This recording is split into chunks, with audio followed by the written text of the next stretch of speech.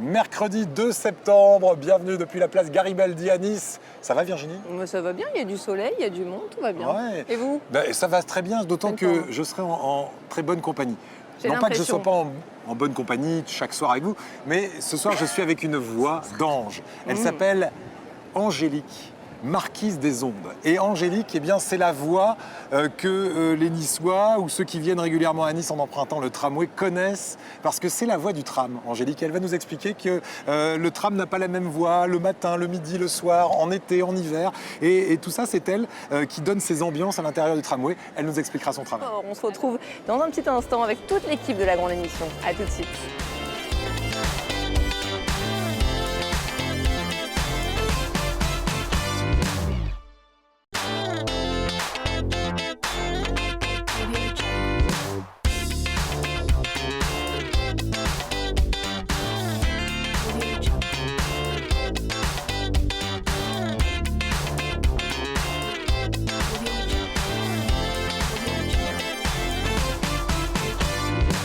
Et bienvenue si vous nous rejoignez en ce mercredi 2 septembre depuis la place Garibaldi à Nice pour la grande émission. Aujourd'hui, à mes côtés, celle que vous entendez si vous empruntez régulièrement ou occasionnellement d'ailleurs le tram de Nice, puisqu'elle y est quotidiennement à l'intérieur par le biais de sa voix. Elle s'appelle Angélique, dite Angélique Marquise des Ondes. Elle fait de la radio ici, mais pour des gens qui ne sont pas ici, qui sont à Paris, en Normandie. Elle va nous expliquer ça. Elle travaille aussi pour le tramway et les voies du tramway. Et puis, elle vient aussi aujourd'hui en tant que membre des Harley du Cœur, les Harley du Cœur qui organisent ces derniers jours et qui ont organisé ces derniers jours une collecte de fournitures scolaires pour venir en aide aux enfants malades et à leurs parents. Bonsoir Angélique. Bonsoir Eric. Merci d'être avec nous. Bonsoir Eric, vous avez entendu cette voix de radio. Angélique va être avec nous pendant toute l'émission et on va se régaler avec vous. Angélique, dite Angélique Marquise des Ondes. On va parler de votre cursus dans un instant. Vous faites de la radio, vous faites aussi beaucoup de choses pour les autres parce que vous êtes ouverte sur les enfants. Vous avez monté d'ailleurs une radio dans un collège niçois, on va en parler.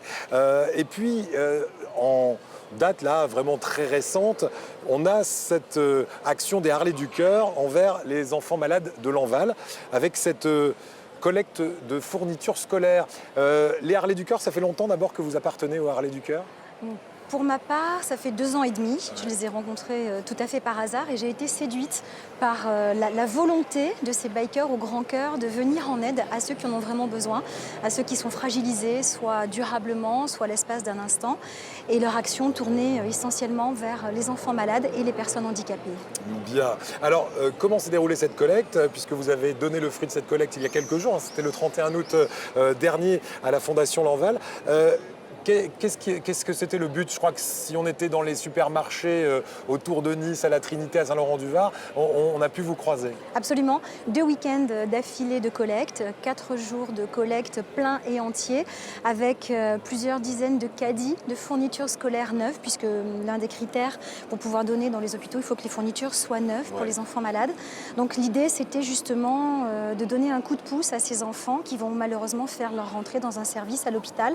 Et c'est vrai que la Fondation Lanval, qui gère 17 établissements dans le département, liés autour de toutes les pathologies de l'enfant, a cruellement besoin justement de fournitures pour que les chances de tous les enfants soient équitables à ce moment important qu'est la rentrée scolaire. Voilà, et c'est vous qui êtes à l'origine de cette collecte.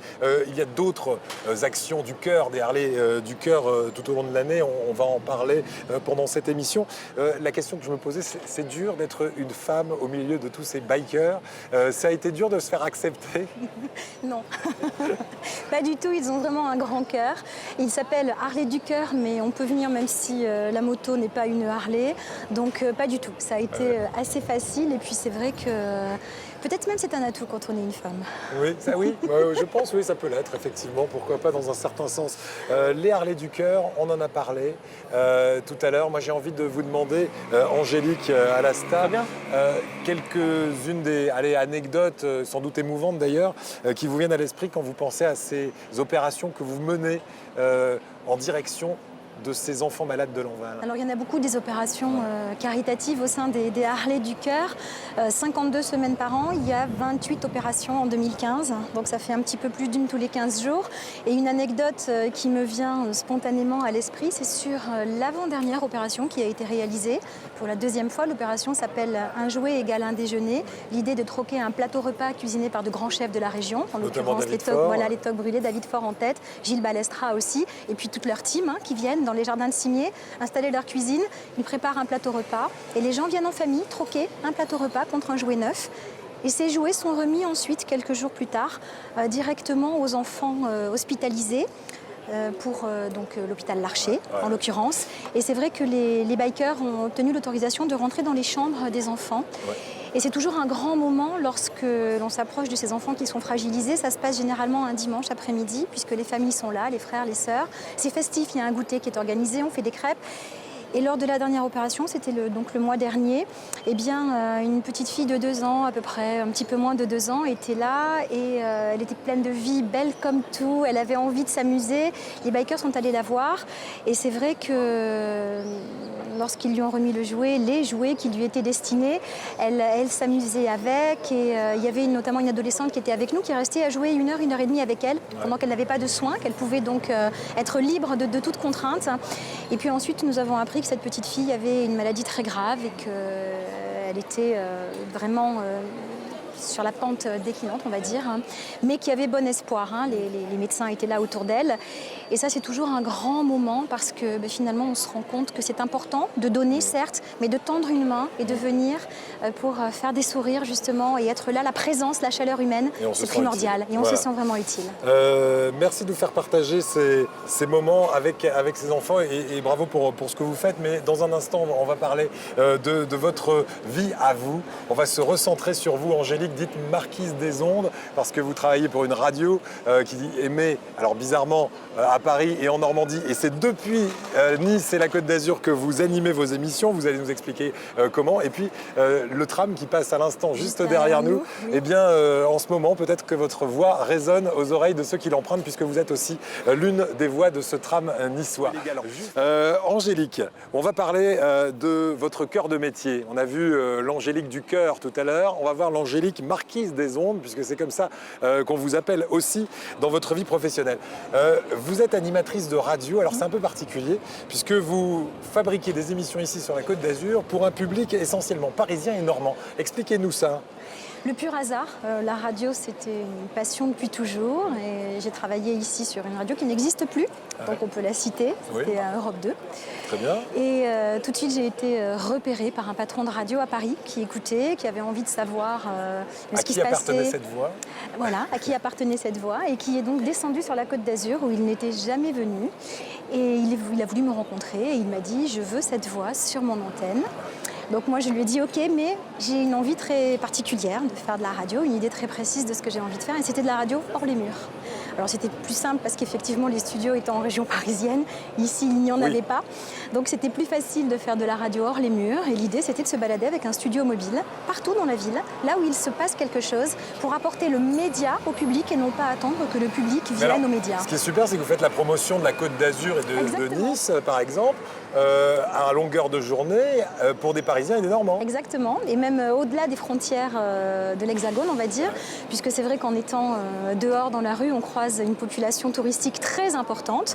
Et donc, du coup, j'ai des auditeurs partout qui écoutent l'émission en décalé. Il y a plein de gens, des fois, qui me reconnaissent dans la rue en me disant « Mais vous êtes Angélique ?» Et ben, je suis un tel et j'habite à tel endroit, alors au Texas, un grand avocat texan qui écoute l'émission, qui va bientôt venir à Nice le mois prochain et que j'ai rencontré il y a 2 ans dans la rue à Nice. Voilà, il écoute l'émission sur Internet, il y a aussi une application iPhone. Absolument. Et la radio, c'est donc Radio Sensation. Radio Sensation, avec une application à télécharger le vendredi soir, 20h minuit. C'est le rendez-vous préféré de tous ceux qui aiment passer une bonne soirée et un bon week-end. Voilà, et comme vous êtes aussi la marquise des cœurs, on l'a vu, vous faites en sorte de faire partager votre passion à des enfants. Alors, par exemple, ça a commencé par un collège, ici le collège Jules Romain, c'est ça ? Le collège Jules Romain, à Nice. Absolument, oui, tout à fait. Vous avez créé une radio, du quartier carrément. des Moulins. Voilà, donc ça c'est en collaboration avec le Clémy, donc le rectorat, l'Académie de Nice. Et c'est vrai qu'il y a une réelle volonté donc d'initier aux nouveaux médias les élèves. Et l'idée est née comme ça, et avec le personnel de l'établissement, et notamment un professeur très impliqué, très investi, eh bien, nous avons décidé de monter un web média, donc une web radio, au collège. Elle existe depuis 3 ans maintenant et les élèves ont toujours envie de la faire tourner, ça fonctionne très bien. C'est super. Et alors vous avez... C'est très fédérateur. Oui, j'imagine. Et puis en plus, ils apprennent à choisir leurs mots, à choisir les sujets aussi. C'est impressionnant. Qu'ils font des ils journaux, choisissent etc. des sujets, ils choisissent leurs mots. Et là, on se rend compte que finalement, c'est facile de bien parler et c'est facile de s'investir dans quelque chose. Voilà, et c'est motivant. Prix de la création radio 2015 cette année pour un autre projet avec des enfants là aussi. Avec des enfants. On en parlait tout à l'heure, c'est en relation étroite avec la Fondation Lanval aussi. Avec l'unité d'enseignement qui se trouve à la fois à Lanval et à l'Archer, donc à Nice. Et là aussi une initiation au web média pour ces enfants hospitalisés et de beaux projets qui ont été développés encore en collaboration avec le rectorat et le Clémy. Donc, et c'est vrai que là, c'était un tout autre travail puisqu'on est dans une enceinte hospitalière, donc avec des consignes, avec des règles, avec des enfants fragilisés aussi. Mais là encore, une réelle volonté de la part de l'équipe enseignante, justement, d'initier ces élèves, de leur expliquer comment ça fonctionne. Et moi qui arrive avec mon matériel, mes micros, mes casques, et qui leur donne un micro. Et ce qui est fabuleux, c'est de chaque fois, c'est le même émerveillement pour moi, c'est de voir leur émerveillement à eux, dès qu'ils ont un casque sur les oreilles et qu'ils entendent pour la première fois leur voix dans un micro. Ouais. Ça, c'est une sensation incroyable. Bien, on va continuer à parler de sensations incroyables en parlant de votre voix à vous, qui est l'une des 4 voix du tram, puisqu'il y a 2 voix féminines, dont la vôtre, et 2 voix masculines, dont 2 voix d'ailleurs de personnages célèbres. On en parlera dans un instant. Angélique, vous êtes la voix du tram. Que l'on entend tous les jours. Alors, vous m'avez dit un truc génial, c'est que la voix du tram, elle est modulée. C'est pas du tout les mêmes messages qu'on peut entendre le matin, le midi, le soir, ou alors pendant les périodes de travail, pendant les périodes de week-end. C'est vrai, tout ça, c'est travaillé. Évidemment, c'est pas laissé au hasard. Tout à fait, c'est travaillé, c'est réfléchi. Et donc, effectivement, il y a des voix pour le matin, l'après-midi, les vacances, le soir, le week-end, en fonction de l'état d'esprit dans lequel on peut se trouver à ce moment-là. Comment devient-on voix du tram ?